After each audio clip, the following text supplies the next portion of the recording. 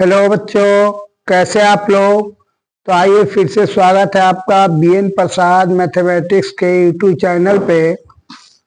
तो आज का जो पहला क्वेश्चन है कि नाइट्रोजन केवल NCl3 बनाता है जबकि फास्फोरस PCl3 और PCl5 दोनों बनाता है, क्यों। मतलब क्वेश्चन का कहना है कि नाइट्रोजन केवल नाइट्रोजन ट्राइक्लोराइड, आपके इसके जगह पर ब्रोमाइड, फ्लोराइड, आयोडाइड कुछ भी कह सकता है, जवाब वही होगा। तो नाइट्रोजन केवल NCl3 बनाता है जबकि फास्फोरस ट्राइक्लोराइड तथा फास्फोरस पेंटाक्लोराइड दोनों बनाता है, ऐसा क्यों। तो फास्फोरस से नाइट्रोजन का आकार छोटा होता है। दूसरी बात यह है कि नाइट्रोजन का इलेक्ट्रॉनिक विन्यास लिखते समय उसमें 3D उपकक्षा अनुपस्थित होता है, पाया नहीं जाता है, इसलिए यह केवल 3 संयोजकता के साथ NCl3 का निर्माण करता है। लेकिन फास्फोरस के पास 3D उपकक्षा उपस्थित रहने के कारण यह अपनी संयोजकता को 5 तक बढ़ा सकता है, इसीलिए यह PCl3 एवं PCl5 दोनों बनाता है। दूसरा क्वेश्चन है कि नाइट्रोजन अणु कम क्रियाशील होते हैं, क्यों।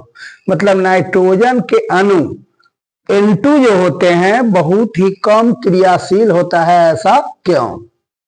तो नाइट्रोजन के अणु में उसके परमाणु अधिक मजबूत आकर्षण बल के साथ आपस में बंधे होते हैं, जिसके कारण उसे के तोड़ने के लिए काफी अधिक मात्रा में ऊष्मा की आवश्यकता होती है, ऊर्जा की आवश्यकता होती है।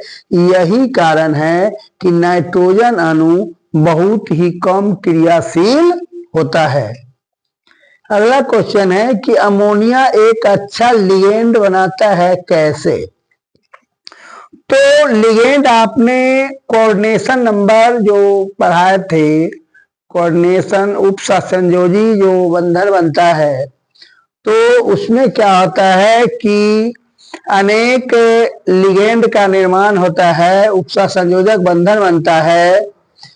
तो अमोनिया में नाइट्रोजन के पास एक जोड़ा असाजित इलेक्ट्रॉन पाया जाता है।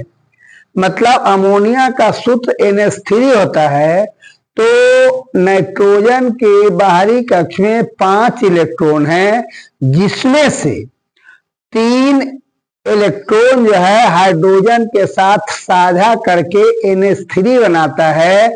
उसके बाद 2 असाजित इलेक्ट्रॉन, मतलब जिसका साझा नहीं होता है, नाइट्रोजन के पास बच जाता है। और नाइट्रोजन एक उदासीन परमाणु है, इसीलिए यह आसानी से उपसंयोजक बना लेता है। यही कारण है कि अमोनिया एक अच्छा लिगेंड के उदाहरण में आता है। अगला है कि नाइट्रोजन की इलेक्ट्रॉन बंधुता कार्बन से कम होता है, क्यों। तो नाइट्रोजन में 3p उपकक्षा जो होता है, मतलब नाइट्रोजन का आप इलेक्ट्रॉनिक विन्यास लिखेंगे तो 1s2 2s2 2p3 होता है, जो कि आधा भरा होता है। कहिए क्यों, कैसे। तो p में 6 इलेक्ट्रॉन होते हैं, तब p3 है, मतलब उसका आधा कक्षा भरा होता है, इसलिए वह अधिक अस्थायी होता है। अस्थायी होने के कारण इसमें इलेक्ट्रॉन ग्रहण करने की प्रवृत्ति बहुत कम पाई जाती है। यही कारण है कि इसकी इलेक्ट्रॉन बंधुता का मान कार्बन से कम होता है। अगला जो क्वेश्चन है कि अमोनिया NH3 का आबंध कोण फॉस्फीन pH3 से बड़ा होता है, ऐसा क्यों।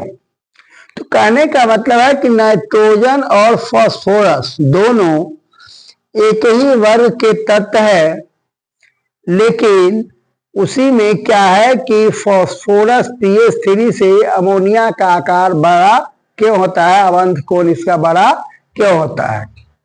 तो नाइट्रोजन की विद्युत ऋणात्मकता का मान जो होता है फास्फोरस से अधिक होता है, इसलिए NH3 में N और H के बीच जो प्रतिकर्षण बल काम करता है, जिसके कारण अमोनिया का आकार बड़ा हो जाता है और फॉस्फीन का आकार छोटा हो जाता है, इसीलिए इसका अवंत कोण का मान भी बड़ा हो जाता है। मतलब अमोनिया में अवंत कोण बड़ा होता है, किसकी तुलना में, pH3 फॉस्फीन की तुलना में। अगला क्वेश्चन है कि हेवर विधि से अमोनिया के निर्माण के सिद्धांत को समझाएं। बहुत इंपॉर्टेंट क्वेश्चन है, कितना बार पूछा गया है कि हेवर विधि से अमोनिया के निर्माण का क्या सिद्धांत है। तो इस विधि से अमोनिया बनाने के लिए, मतलब हेवर विधि से अमोनिया बनाने के लिए हम क्या करते हैं कि नाइट्रोजन की अभिक्रिया हाइड्रोजन के साथ कराई जाती है, जिसमें Fe उत्प्रेरक का काम करता है, और यह जो अभिक्रिया है एक उत्क्रमणीय अभिक्रिया है। इसीलिए ला-सातेलिए के सिद्धांत से इसे उच्च दाब एवं निम्न ताप पर अभिक्रिया कराने से अधिक मात्रा में अमोनिया का निर्माण होता है, और साथ ही साथ उत्पाद को समय समय पर हटाते रहना काफी लाभदायक होता है। तो कहने का मतलब कि उत्क्रमणीय अभिक्रिया का परिभाषा आपने पढ़ा होगा कि जब कोई रासायनिक अभिक्रिया में अभिकारक अभिक्रिया करने के फल स्वरूप प्रतिफल बनाता है और फिर पुनः प्रतिफल जब वापस अभिकारक का निर्माण कर लेता है, तो उसी को हम उत्क्रमणीय अभिक्रिया कहते हैं। तो यहाँ पे आपको अमोनिया बनाना है, तो N2 + 3H2 मिल के अमोनिया बन जाएगा। अगर ये सारा का सारा अभिकारक प्रतिफल में बदल जाएगा और उस उत्पाद को आप नहीं हटाएंगे तो पुनः उल्टा अभिक्रिया होने लगेगी। इसीलिए समय समय पर उत्पाद को हटाते रहना अधिक लाभदायक होता है।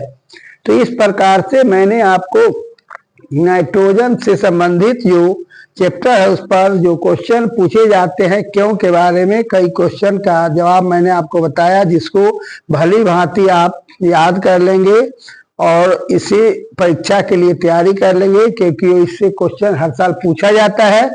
तो देखते रहिए BN प्रसाद मैथमेटिक्स का यूट्यूब चैनल को सब्सक्राइब करें एंड वीडियो को लाइक करें। जय हिंद, जय भारत।